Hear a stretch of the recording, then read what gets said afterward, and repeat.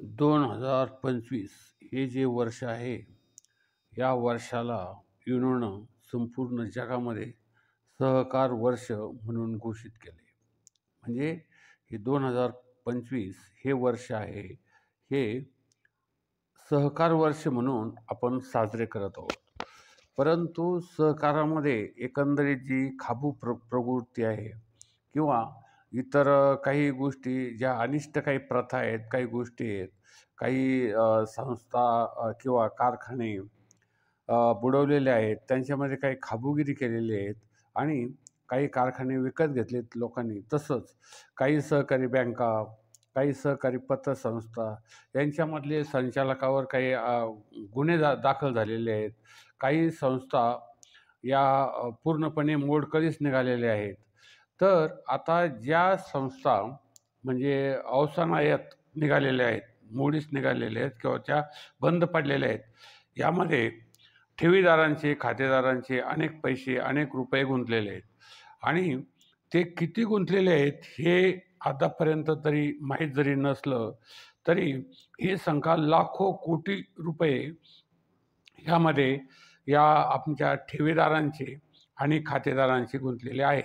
पूर्ण जगाचा नाही, भारताचा नाही, तरी फक्त आपण आज फक्त महाराष्ट्राचा जरी विचार केला तरी 2008 मध्ये म्हणजे 2025 पर्यंत आजच्या मितीला राज्यामध्ये, महाराष्ट्र राज्यामध्ये 2008 या संस्था, ज्या संस्था आपल्या ज्या आहेत त्यांचं नाव आहे पतसंस्था.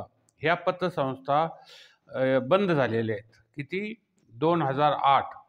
आणि त्यामुळं हे करोडो जो ठेवीदार आहेत, लाखो ठेवीदार आहेत, यांच्या करोडो रुपयांच्या ठेवी आणि एकंदरीत खातेदारांचे जे अनेक पैसे गुंतलेले आहेत, ते परत मिळण्याची आशा निर्माण करण्यासाठी सहकार खात्याने आता नवीन एक सहकार वर्षामध्ये नवीन एक नियम केलेला आहे आणि त्या नियमानुसार आता हे सर्व सहकारी ज्या संस्था आहेत त्यांची जे ऑडिट आहे किंवा त्यांचं किती किती पैसे गुंतलेले आहेत याची माहिती जमा करण्याचं काम सुरू केलेलं आहे. कारण ह्या ज्या पतसंस्था आहेत, या पतसंस्थेमध्ये किती लोकांचे रुपये, किती रुपये अडकलेले आहेत, किती खातेदारांचे किती रुपये अडकलेले आहेत, असं हे जे विश्लेषण आहे हे सहकार खात्यानं आता सुरू केलेलं आहे. त्यामुळं आपण या खातेदारांनी, ठेवीदारांनी पै जमा करून केलेली जी रक्कम आहे ती आता प्रकाशात येणार आहे. आणि म्हणजे त्याच्यामध्ये निव्वळ तुमच्या खातेदारामध्ये तुमची बँकेत असलेली रक्कमच नव्हे तर तुमच्या एफ-डी किती रुपयाच्या आहेत किंवा हे जे बंद पडलेले हे अवसानायत ह्या पतसंस्थांमध्ये ही रक्कम परत बंद पडलेल्यामध्ये परत कधी मिळणार आहे, या संदर्भामध्ये प्रथमतः ती रक्कम किती आहे संपूर्ण 2008 बंद पडलेल्या पतसंस्थेची ती काढण्याचं काम सुरू झालेलं आहे.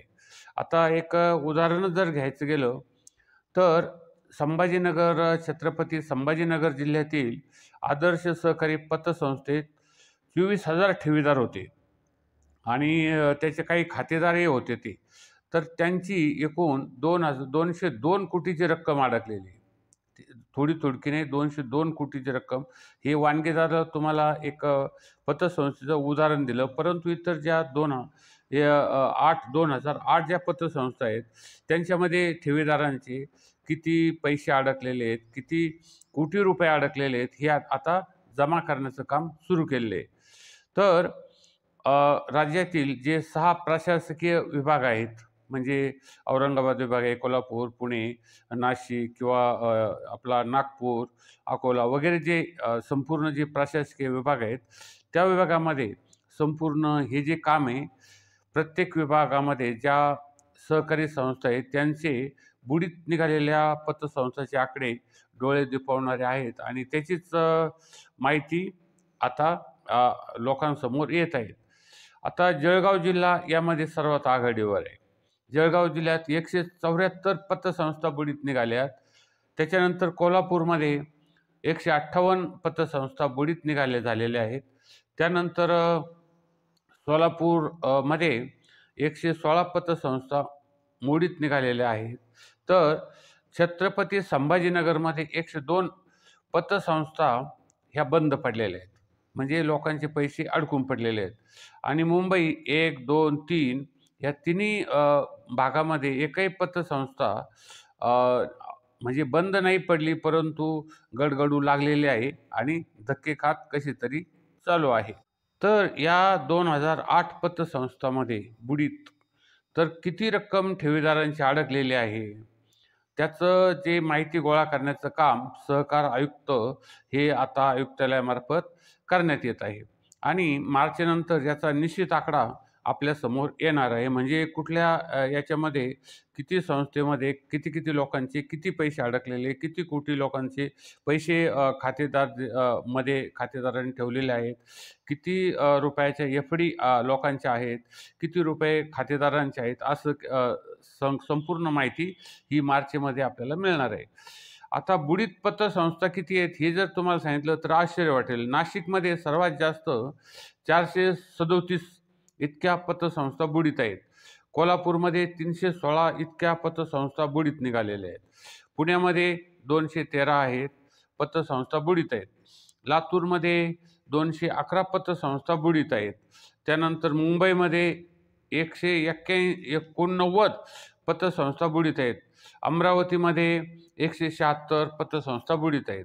त्यानंतर छत्रपती संभाजीनगर विभागामध्ये 163 पतसंस्था बुडीत आहेत. कोकण विभागामध्ये 161 पतसंस्था बुडीत आहेत आणि नागपूरमध्ये 142 पतसंस्था बुडीत आहेत. आता येथे ठेवीदार जे आहेत त्यांची मागील महिन्यात शिर्डीमध्ये एक पतसंस्थाची एक परिषद झाली, सहकार परिषद. त्यामध्ये हे ज्या बुडीत पतसंस्था आहेत यांच्याबद्दल थोडीशी माहिती त्यांनी घेतली आणि यामध्ये या सर्व ठेवीदार लोकांनी केलेले एक मागणी महत्त्वाची होती की या सर्व ठेवींची रक्कम आम्हाला ही परत मिळाली पाहिजे आणि त्यामधून अजून कशा पद्धतीने ती करेल त्यासाठी हे पाऊल उचलण्यात आलेलं आहे. म्हणजे पहिल्यांदा किती रक्कम कोणाची किती अडकलेली आहे, किती संपूर्ण महाराष्ट्रामध्ये आणि कोणत्या पतसंस्थेमध्ये किती जणांचे किती पैसे अडकलेले आहेत हे माहीत झाल्यानंतर सरकार त्यावर निर्णय घेऊन एक प्रत्येकाला जे खातेदार आहेत त्यांना एक दिलासा देण्याचा प्रयत्न करणार आहे. कारण खातेदाराचा लाखो ठेवीदारांचा जीव टांगलेला अडकलेला आहे यामध्ये आणि किती रक्कम अडकली याची मोजदाद अजून सुरू झाली नव्हती. पण आता ती सुरू करण्यात आली असून पैसे किती परत मिळतील या चिंतेमध्ये आता हे ठेवीदार आणि खातेदार आहेत. तर आता यामध्ये परत एक बुडीत निघालेले जे पतसंस्था आहेत या विभागवार जरी आपल्याला सांगितल्या असल्या तरी आता जिल्हा वाईज या पतसंस्था किती आहेत, तर धुळ्यामध्ये 79 पतसंस्था या बुडीत निघाल्या. धुळे जिल्ह्याचं मी सांगतो. पालघरमध्ये 27 या पतसंस्था आहेत. मुंबईमध्ये 92 इतक्या पतसंस्था आहेत मुंबई 2 मध्ये. मुंबई 1 मध्ये 29 पतसंस्था ह्या बुडीत निघालेल्या आहेत आणि मुंबई 3 मध्ये काही जरी नसलं तरी त्या अडखळत चाललेल्या आहेत आणि मुंबई 4 मध्ये 68 पतसंस्था या जिल्ह्यामध्ये आहेत. त्यानंतर पुणे शहरामध्ये 23 पतसंस्था या बुडीत आहेत आणि ग्रामीण भागामध्ये 74 पतसंस्था या बुडीत आहेत. रायगडमध्ये 47 पतसंस्था या बुडीत आहेत. नंदुरबारमध्ये 23 पतसंस्था बुडीत असून जळगावचा तर पहिलाच नंबर आहे, त्याच्यामध्ये 174 पतसंस्था बुडीत आहेत. बुलढाण्यामध्ये 66 पतसंस्था असून अमरावतीमध्ये 42 पतसंस्था बुडीत आहेत. नागपूर आणि भंडारामध्ये 22 पतसंस्था या बुडीत असून गोंदियामध्ये 27 पतसंस्था म्हणजे जिल्ह्यामध्ये बुडीत आहेत. वर्धा जिल्ह्यामध्ये 37 पतसंस्था बुडीत आहेत. गडचिरोली जिल्ह्यात 24 पतसंस्था बुडीत आहेत. वाशिम जिल्ह्यामध्ये 13 पतसंस्था बुडीत आहेत. जालन्यामध्ये 14 पतसंस्था बुडीत आहेत. परभणीमध्ये 39 पतसंस्था बुडीत आहेत. धाराशिवमध्ये 94 पतसंस्था बुडीत आहेत. लातूरमध्ये 31 पतसंस्था बुडीत आहेत. नांदेडमध्ये 20 पतसंस्था बुडीत आहेत. हिंगोलीमध्ये 8 पतसंस्था बुडीत आहेत. यवतमाळ जिल्ह्यात 25 पतसंस्था बुडीत आहेत. चंद्रपूर जिल्ह्यामध्ये 32 पतसंस्था बुडीत आहेत.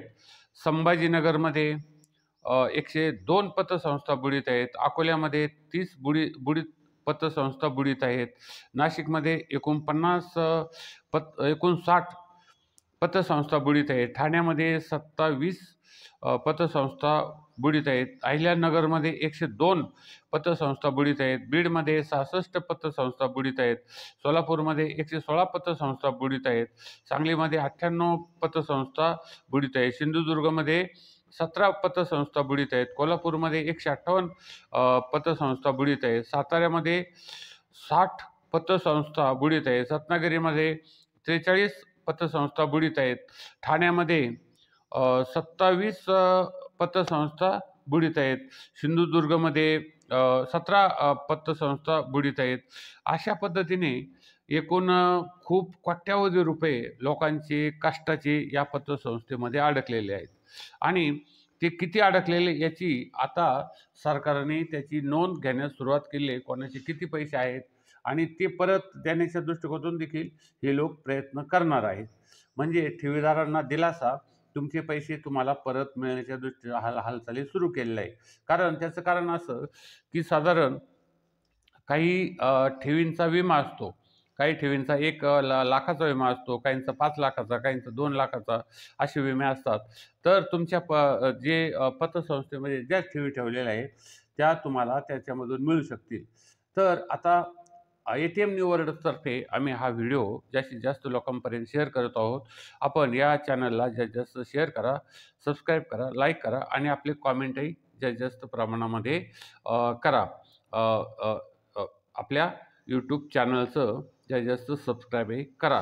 धन्यवाद. आमचं हे ATM न्यू वर्ल्ड चॅनल हे संपूर्ण महाराष्ट्रात लाखो लोक बघत असतात. आपणही या चॅनलला जास्तीत जास्त शेअर करा, लाईक करा, सबस्क्राईब करा आणि आपलं जे मत आहे किंवा कॉमेंट आहे तीही करण्यास विसरू नका. धन्यवाद. चॅनलला सबस्क्राईब करा.